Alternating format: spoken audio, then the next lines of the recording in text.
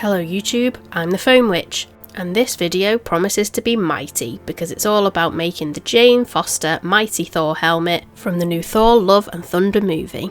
If you're watching this and haven't already subscribed to my channel and would like to do so, that would be incredible. Otherwise, let's do this. So for this build, I'm using templates from the incredible Craft Cosplay shop. You can find them on Instagram, they've got a website and they've got an Etsy page where they sell loads of absolutely awesome templates. So I'll link everything in the description of this video so you can go and check them out because you won't be disappointed. So these need to be printed on paper and then cut out. As you can see, that's exactly what I've done here. So then you need to transfer these onto the foam, ready to cut those pieces out. And the template gives you one half of the helmet, so in order to get both halves you have to flip the templates and draw around them twice. Then it's a case of cutting out the foam pieces, and if you've watched my videos before you know what I'm going to say next. You need to use a sharp knife. So the sides of this helmet have this kind of bulge shape in the side. Bulge, that's a funny word. So what you have to do to get this is flip the piece over and cut an undercut groove in the shape that you want.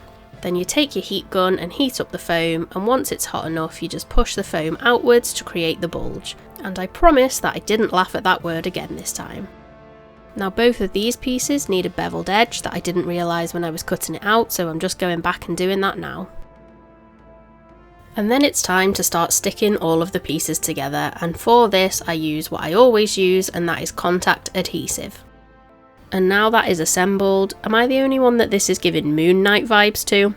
Now I'm just adding the detail on the wings that I cut out earlier, but we're not going to stick these on yet, because what we're going to do first is just sand down the seam lines with the Dremel just to make sure that they look smooth and really nice.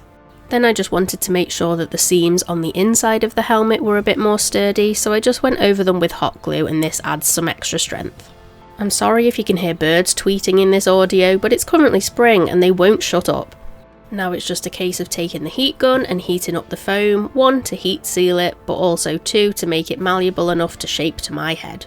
Next we need some detail lines, and this helmet does have a lot of them. So what you're going to do is gently score the foam. You don't want to cut all the way through the foam, you just want to cut about halfway. And then once you heat these up with a heat gun, it is like magic, and these score lines will expand and will leave the detail scores on your project.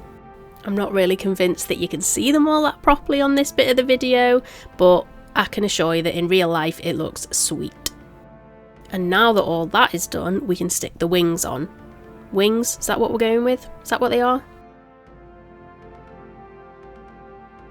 I did go back afterwards and cut out these 2 detail sections. I then just pushed them into the helmet slightly and then glued them in place with hot glue. This just added an extra layer of dimension. Then I added a little circle detail that this helmet has, and I just stuck this on with super glue.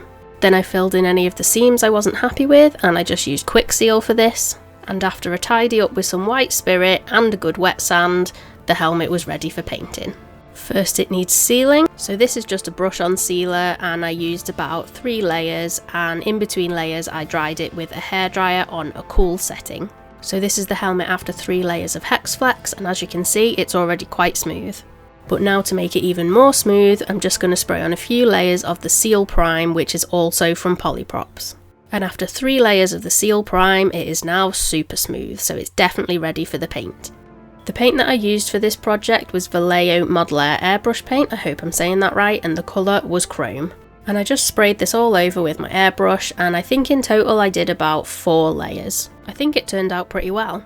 Now, because the helmet has only been seen in the teaser trailer for the film, there's not that many reference pictures, so painting it I did just kind of have to guess where the different colours went. There are reference pictures from toys and promotional material, but every paint job is different, so I just went with what I thought looked best. For the black, I used a metallic airbrush paint, and for the red, I mixed a matte maroon with a metallic red. Then it was time to protect the paintwork, so I used Satin Gloss Valor, again from Polyprops, big surprise. And then the helmet was complete.